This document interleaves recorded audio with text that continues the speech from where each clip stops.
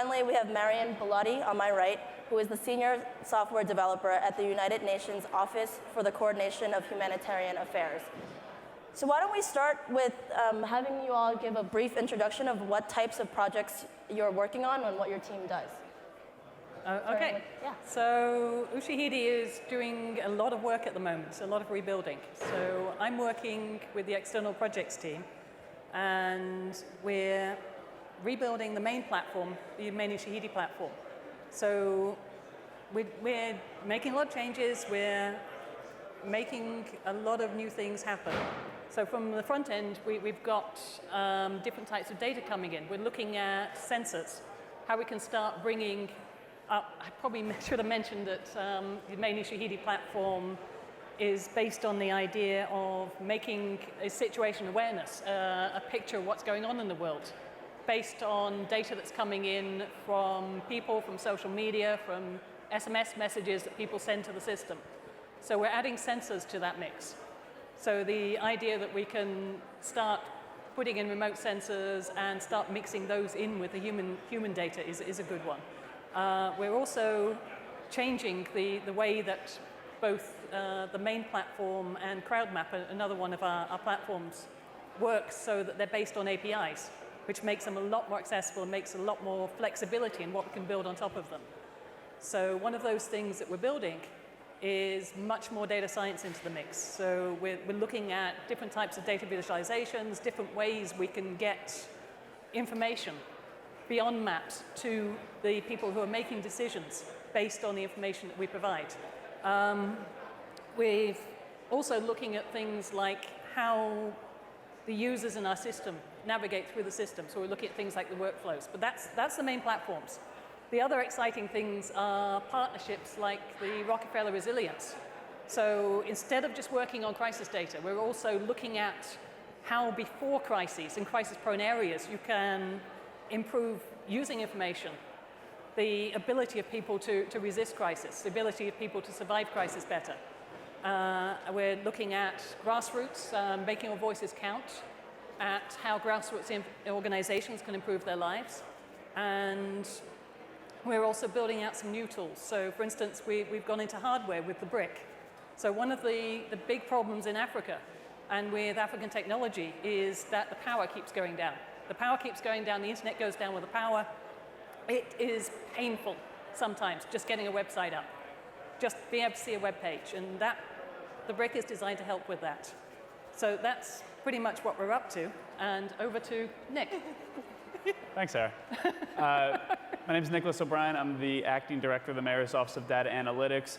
We are a freelance analytics unit within the Office of the Mayor. We work primarily on interagency data problems, when it's an issue that goes beyond the mandate of a single agency. And we also supplement agencies if they're, particularly smaller agencies, if they don't have any analytical capacity. A couple examples of what we do in the cross-agency space are illegal conversions in New York City. There's a huge amount of, a huge shortage of housing.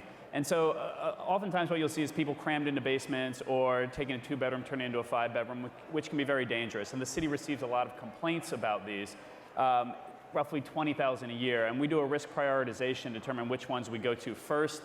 We bring in a bunch of different data from Department of Finance to see if the owner's in financial trouble, complaint data from across a whole bunch of different agencies, and Department of Buildings data to see what years and what risks the building might have based on the building code.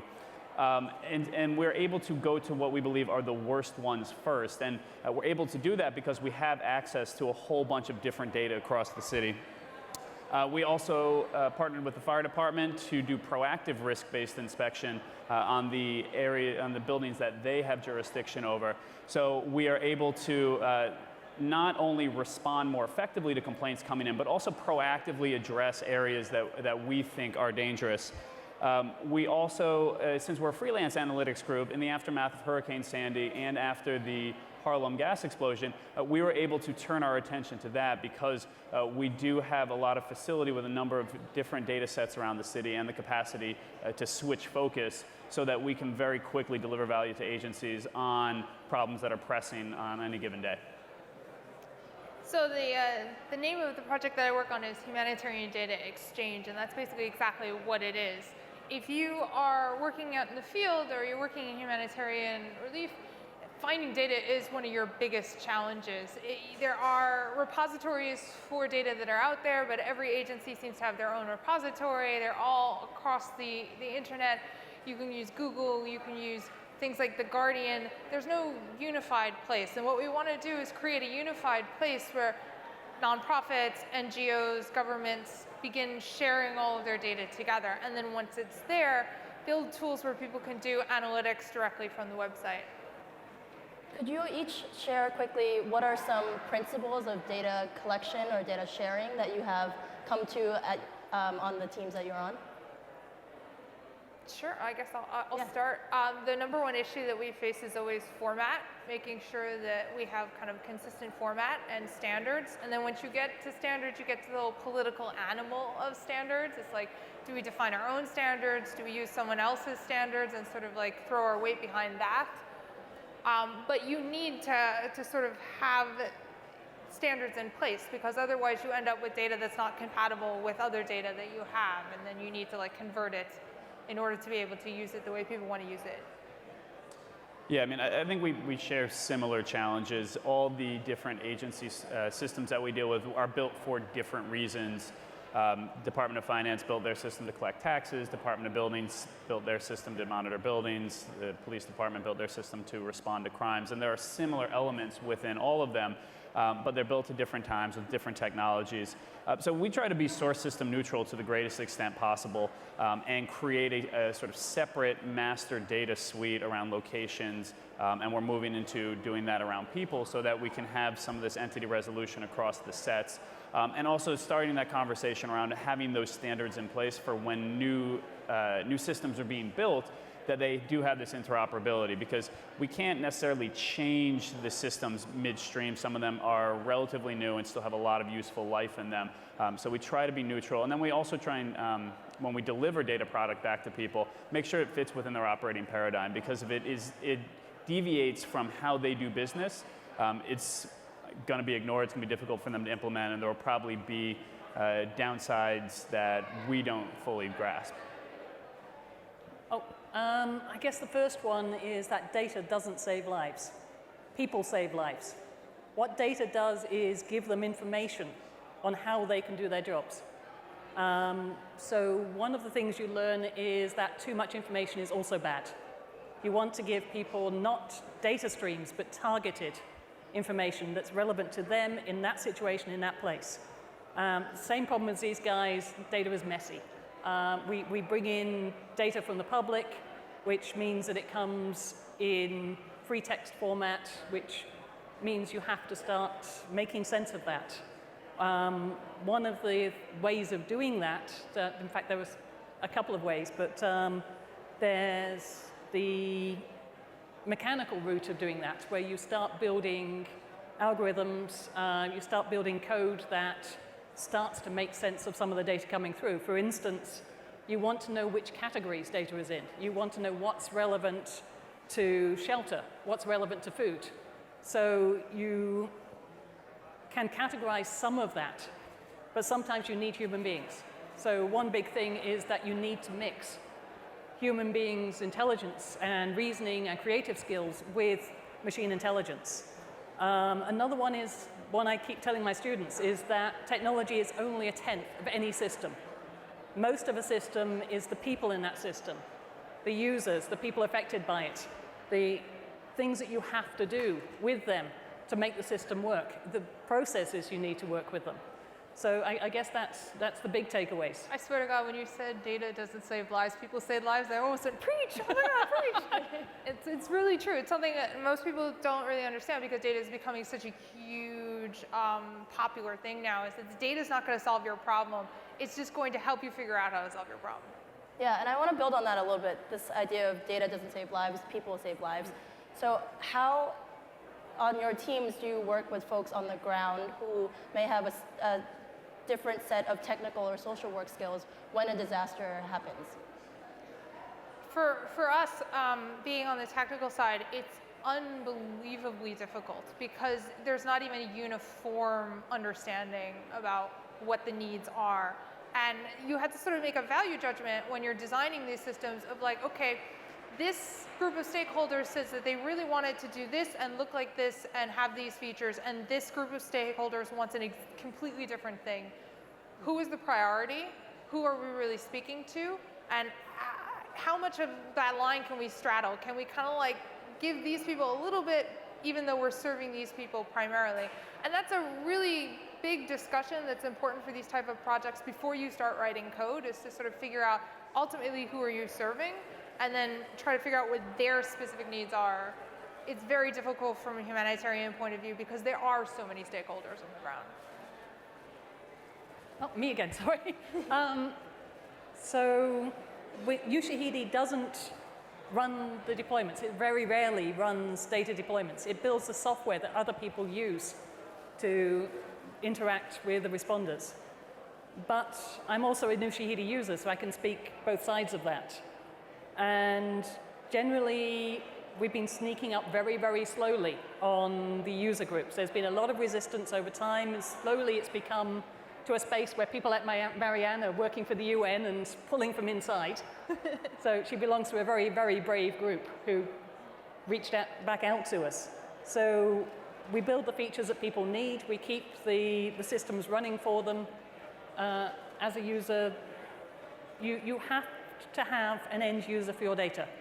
I also run volunteer crisis groups, data groups.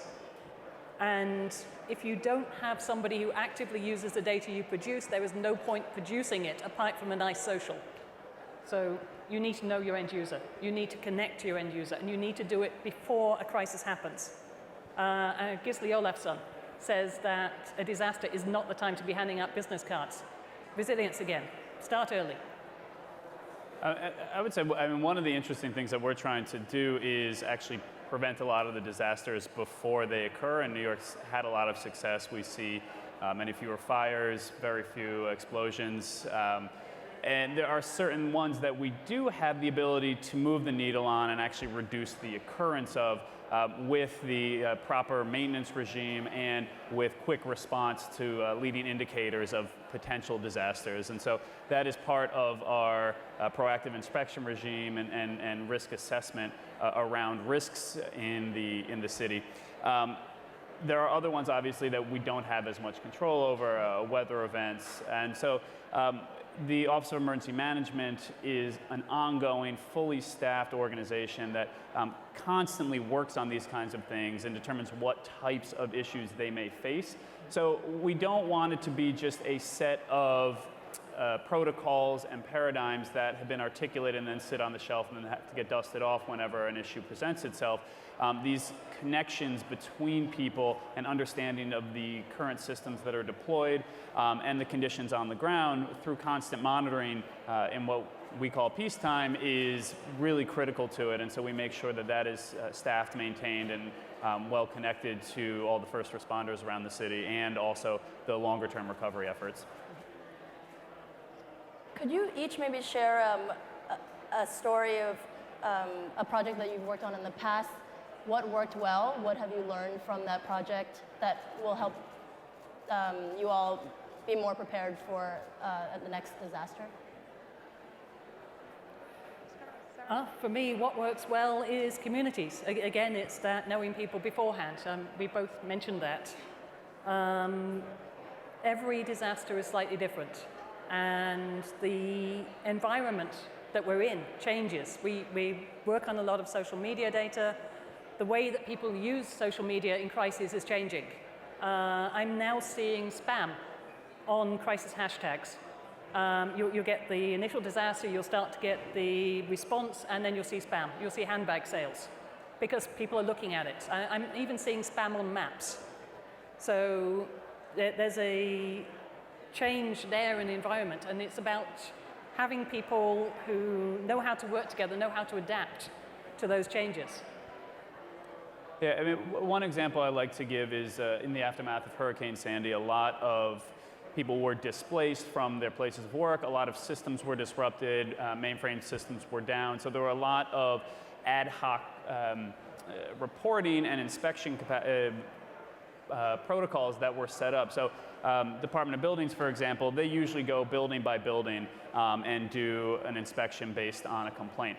They were instead going neighborhood by neighborhood and saying, generally, is this neighborhood red, yellow, or green? And it was a totally different type of reporting system, and their mainframe system was down. So they were really doing it on what they had, which was Excel and over email. And we provided that capacity to run a bunch of scripts and say, pull the attachment off of this, combine it, and be able to run reports off of it very quickly in a system that we set up, in essence, overnight, because we didn't anticipate them having to go and do these neighborhood-wide inspections. So I think that was really a sort of dynamic response, and we were able to do that because we have this freelance capacity. I think the most important thing that we've learned is the significance of baseline data and good baseline data, because when you're dealing with the developing world and when you have a crisis, you have all these data collecting entities that suddenly swoop into the area and start collecting all of this data, which is very interesting, but not useful if you don't know what the conditions were before the crisis. So figuring out a way of getting really good baseline data and making sure that that baseline data is available alongside the crisis data, and as data is collected during the recovery, and so you can sort of see like, okay, how effective are the programs that we're using to handle this crisis and learn from it, has become a really important lesson. How are you getting that baseline data? A wide variety of methods. Sometimes we're getting it directly from local organizations that are there pre-crisis. A lot of times we're scraping it from various websites around the internet and trying to figure out like general demographics. Yeah. So what's most challenging in the type of in the projects that you're working on now, and what are you working on that gets you very excited? Most challenging is definitely project management stuff. We have an international team. We have developers in Romania and project management people in Geneva, and I'm here in New York City, and some of the UN people are in New York City. And now our UN staff is kind of spread out in the field, collecting data and getting beta testers. So getting everybody who's in different time zones on the same timetable for like a development cycle and a project launch cycle is absolute hell. It's like the biggest challenge ever. How about you? I'd say one of the biggest challenges we have right now is around apartments in New York City. So we have a very good sense of all the buildings that exist and their age, but we don't really have data down to the apartment level. And you'll see, anybody who has been in New York City knows there's mismatches between, maybe you buzzer number 308, but that's actually apartment 2F. So doing some of the survey and tracking of people who may be at risk is a major challenge for us. I think one thing that we're very excited about, there was the New York Times article about using Medicare data in New Orleans to identify vulnerable populations. So we're looking into figuring out how we can leverage that and see if we can replicate some of that to make sure that we're getting to the most vulnerable citizens in the event of a future crisis. It's all challenging. Our team is very keen on doing the impossible.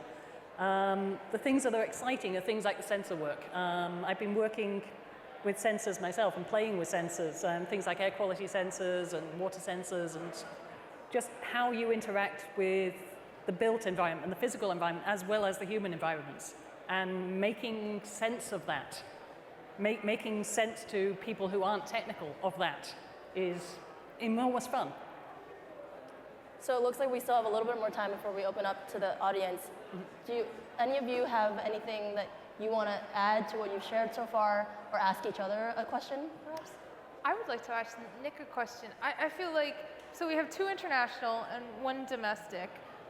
Do you feel like your data situation is somewhat easier because of the infrastructure that's available in New York City, or do you feel like you have more challenges because there is more data at play and more agencies to organize with? I mean, I certainly think there are things that are easier about it. I certainly think that New Yorkers are a very demanding lot. So our bar to jump over is very high in terms of the service that they expect. We do have a pretty good handle now on our location data, and even though Department of Finance, buildings, police department, DEP have different ways they categorize the physical infrastructure of the city, we have a good understanding of how those interrelate.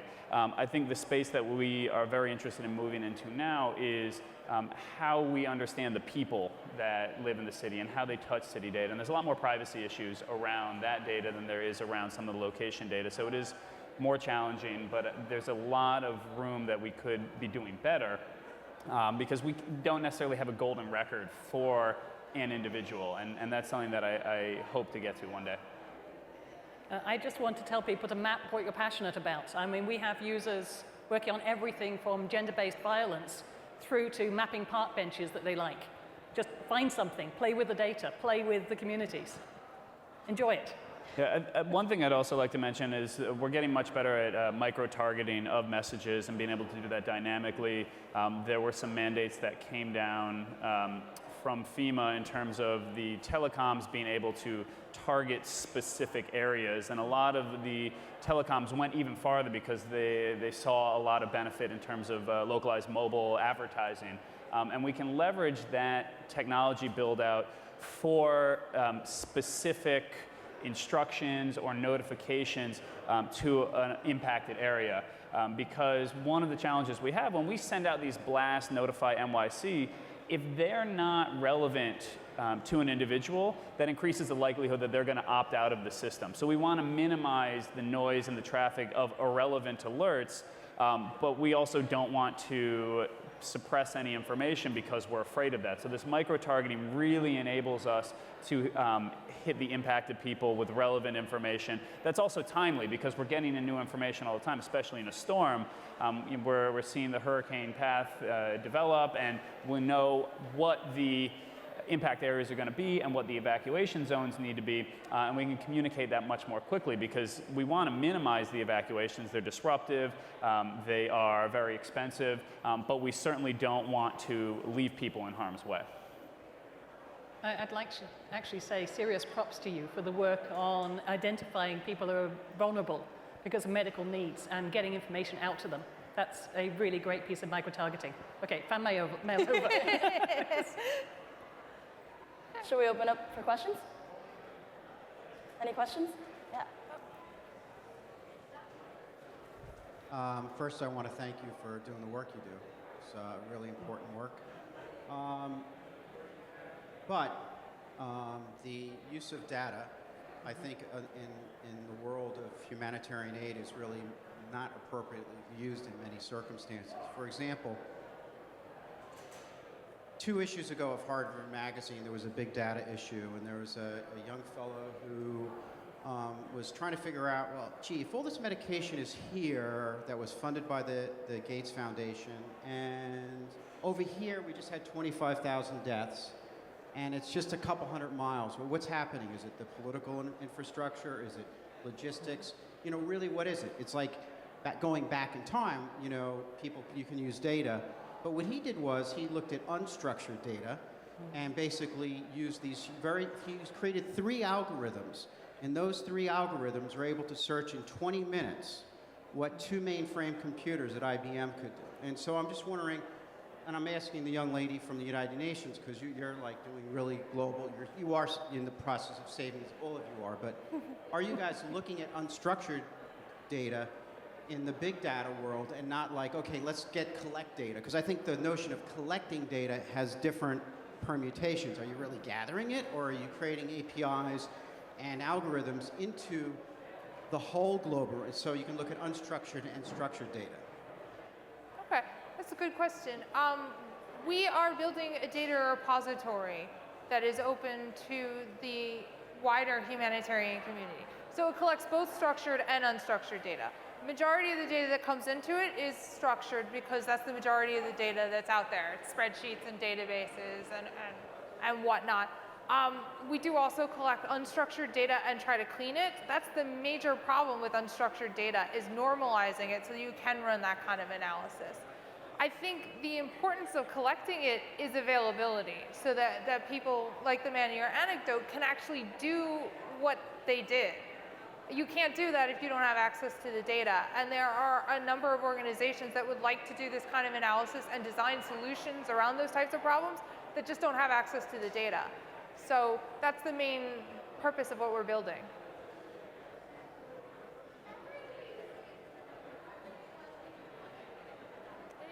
Hey, hello. So I have a question. You guys and New York City is doing a really great job of publishing data, right? But are there any initiatives or classes that can help people to understand this data or how to use this data, how to make use of this data? For example, in Chicago, Chicago is sponsoring R classes for people, so people can use R and their open data and, for example, can save lives.